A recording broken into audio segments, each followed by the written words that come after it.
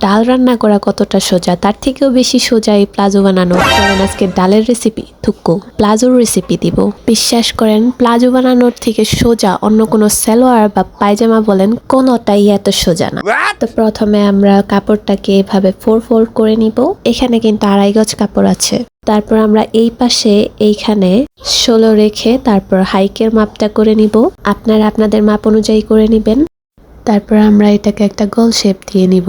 ও পুরোপুরি গোল না, এটা আসলে শেপটা হবে এরকম। তো এটা হচ্ছে আমাদের হাইকের মাপ। এখন কেটে নিব সুন্দর করে। হয়ে গেলে বুঝা যাবেন যে প্লাজো আপনার অর্ধেক হয়ে গেছে। এখন 2 ইঞ্চির মতো এখানে কাপড় রাখবো। আর আমি লং রেখেছি 43। আপনারা আপনাদের মাপ অনুযায়ী রেখে নেবেন। আমি 41 কি 42 লং রাখবো, তাই আমি অতটুকু রেখেছি। এখন আমরা বর্ডারটা সুন্দর করে সেলাই করে নিব। আপনারা আপনাদের মন মতো বর্ডার সেলাই করে নেবেন, চিকন মোটা যেটাই আপনাদের পছন্দ। আমি এতটুকু মোটা রেখে তারপর বর্ডার সেলাই করেছি। এখন 2 পাশও সেলাই করে নিব। হাইকের কাটটা আমরা যতটুকু দিয়েছি ঠিক অতটুকুই সেলাই করব। এই যে ঠিক এইভাবে।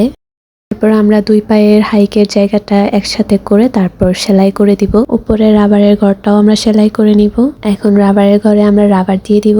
তো হয়ে গেছে কমপ্লিট। ভাই, ডালও রান্না করা এত সোজা না যতটা সোজা এই প্লাজো বানানো। একটু বেশি ডাল ডাল করতেছি, মনে হয় ডাল খেতে হবে। বাই দ্য ওয়ে, আমি ডাল খাই আর না খাই, আপনারা কিন্তু অবশ্যই প্লাজো বানানোটা ট্রাই করতে পারেন।